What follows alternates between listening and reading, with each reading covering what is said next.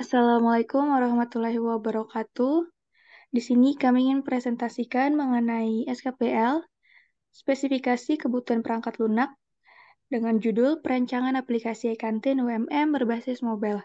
Pertama-tama, saya akan memperkenalkan kelompok kami terlebih dahulu, yaitu ada Erta Rizky Prastiska dengan NIM 20201037031129, kemudian ada Asfa Makfiratunisa dengan NIM 20201037031138, dan yang terakhir ada Anissa Kusumawati dengan NIM 20201037031142. Selanjutnya, saya akan mempersilahkan kepada teman saya, Erta Rizky Pratiska, untuk membacakan hasil laporan SKPL yang telah kami buat. Dipersilahkan. Terima kasih Mbak Asfa Makfiratunisa atas waktu dan tempatnya. Di sini saya akan menjelaskan mengenai pendahuluan.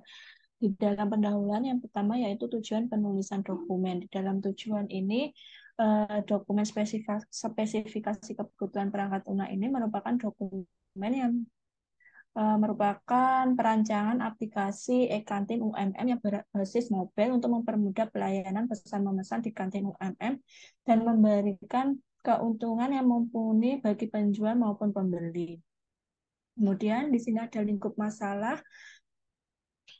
Lingkup masalah dari aplikasi e-kantin ini merupakan sebuah aplikasi yang memberikan kemudahan bagi mahasiswa, dosen maupun karyawan yang terkhusus tidak memiliki banyak waktu dan menghindari kerumunan dari banyak orang. Sehingga pelanggan perlu datang ke lokasi hanya mengambil makanan tanpa antri, tetapi cukup hanya dengan menggunakan perangkat elektronik untuk melakukan transaksi pesanan ini. Yang kedua yaitu deskripsi umum perangkat lunak. Untuk 2.1 deskripsi umum dalam pembuatan aplikasi e-kantin UMM ini, admin bertanggung jawab dalam pengelolaan kantin oleh pelanggan, yaitu mengelola akun pelanggan dan data pemesanan yang ingin melakukan pesan-pesan di kantin UMM. Sedangkan pelanggan dapat mendaftarkan akun sebagai pengguna aplikasi e-kantin UMM dan melakukan transaksinya. Kemudian pengambilan nomor meja untuk makan di tempat dan pemesanan yang dibungkus di sini karyawan yang ada di kantin memudahkan untuk mengetahui pemesanan dan kasir tidak perlu melayani transaksi yang antri panjang karena aplikasi ini dilengkapi dengan fitur e-wallet transaksinya. Adapun tujuannya yaitu dari proyek ini yaitu pelanggan tidak perlu mengantri lama dan panjang untuk melakukan pesan di kantin UMM, tetapi cukup hanya dengan menggunakan perangkat elektronik HP untuk melakukan transaksi pesan sehingga menghemat waktu. Di sini 2.2 karakteristik pengguna. Di dalam kata karakteristik pengguna ada quest merupakan pelihat tampilan aplikasi saja dengan hak aksesnya itu melakukan pendaftaran. Kemudian ada pembeli memilih produk yang ingin dibeli dan hak aksesnya yaitu sign in sebagai pembeli. Kemudian di sini ada admin. Admin ini tugasnya untuk memperbarui katalog data pelanggan dan data pemesanan. Hak aksesnya yaitu sign in sebagai admin, kontrol panel server, basis data produk. Untuk 2.3 batasannya di dalam e-kantin UMM ini yaitu pembelian produk hanya dapat dilakukan apabila pengguna sudah melakukan sign in. Kemudian yang kedua yaitu aplikasi hanya menyediakan form pembayaran terhadap produk yang dipesan. Terus yang terakhir yaitu aplikasi hanya berfungsi pada Android saja. Untuk 2.4 lingkungan operasinya pada aplikasi e-kantin ini yaitu yang pertama server menggunakan Windows Server dengan kliennya All OS, kemudian DBMS-nya yaitu SQL Yok Ultimate 12.5.1. Selanjutnya ada deskripsi kebutuhan. Ada 3.1 kebutuhan antarmuka eksternal, yaitu yang didefinisikan pada sistem ini mencakup kebutuhan antarmuka pemakai, antarmuka perangkat kelas, dan antarmuka perangkat lunak. Selanjutnya, untuk antarmuka pemakai, smartphone atau perangkat elektronik lainnya seperti komputer atau laptop. Selanjutnya, antarmuka perangkat kelasnya yaitu seperti personal komputer, keyboard, mouse, perangkat mobile, dan server. Server di sini ada web server dan server basis data. Selanjutnya ada antarmuka perangkat lunak. Dalam perancangan Sistem aplikasi e-kantin UMM ini dibuat berbasis mobile, di mana setiap data transaksi yang dimasukkan oleh pelanggan akan tersimpan ke dalam database MySQL yang sudah ada pada XM.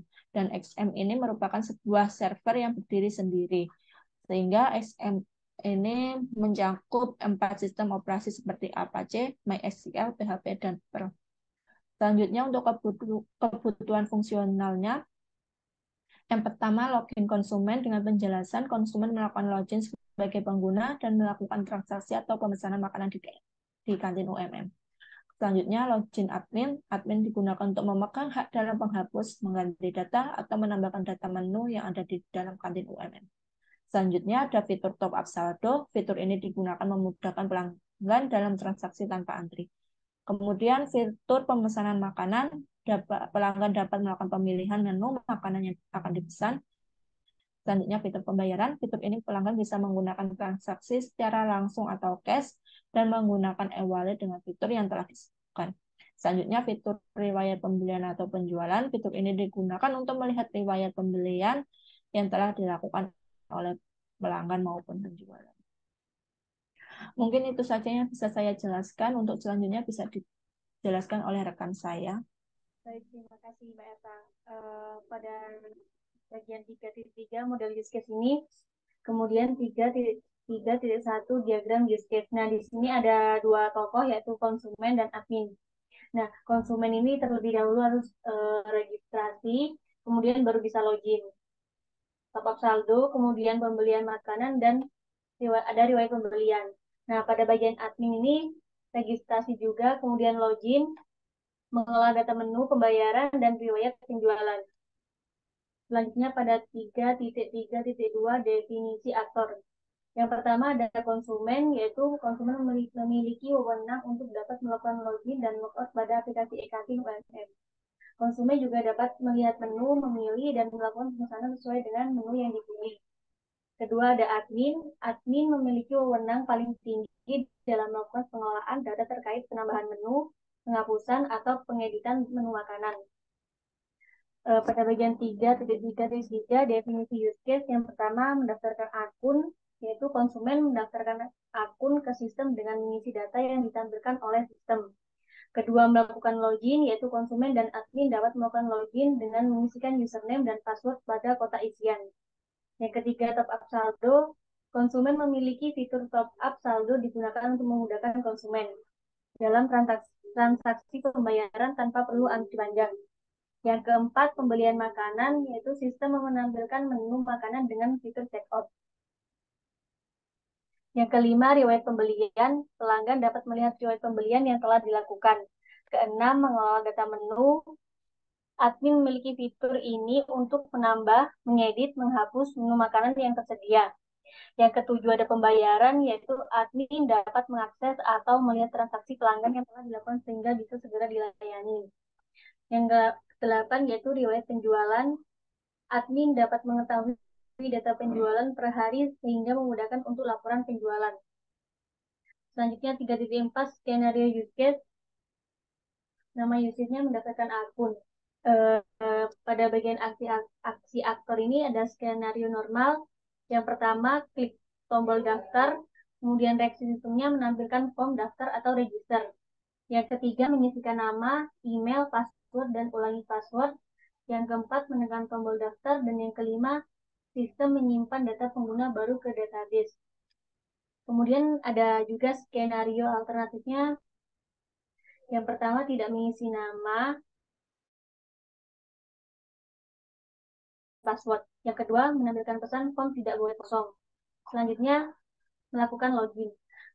Pada aksi aktor yaitu di bagian skenario normalnya, yang pertama masuk ke halaman login, yang kedua menampilkan form login, yang ketiga mengisikan username dan password, empat menekan tombol login, yang kelima melakukan pengecekan username dan password, yang keenam berhasil masuk ke halaman utama aplikasi. Skenario alternatifnya sama seperti yang tadi. Kemudian melakukan top up saldo. Pada aksi aktornya itu yang pertama klik top up saldo, kemudian kedua menampilkan form top up saldo, ketiga mengisikan nominal saldo, keempat menekan tombol pembayaran melalui minimarket atau mobile banking, yang kelima sistem menampilkan kode virtual atau barcode. Skenario alternatifnya yaitu tidak mengisi nominal dan menampilkan pesan form tidak boleh kosong. Kemudian di use case pembelian makanan yaitu di bagian aksi aktornya melihat daftar restoran, menampilkan daftar restoran, pilih salah satu restoran, menampilkan menu, dan yang terakhir, yang kelima pilih menu yang tersedia, kemudian yang keenam menampilkan form keranjang.